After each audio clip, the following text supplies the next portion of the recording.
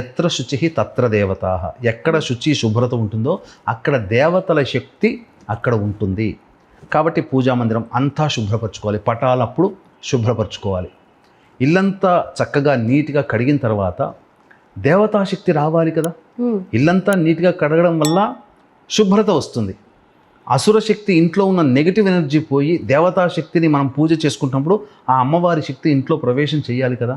ఇది చెయ్యాలి అంటే ఇంటిలో ధనాత్మకమైనటువంటి చర్య ఉండాలి. అంటే ఏం చెయ్యాలి?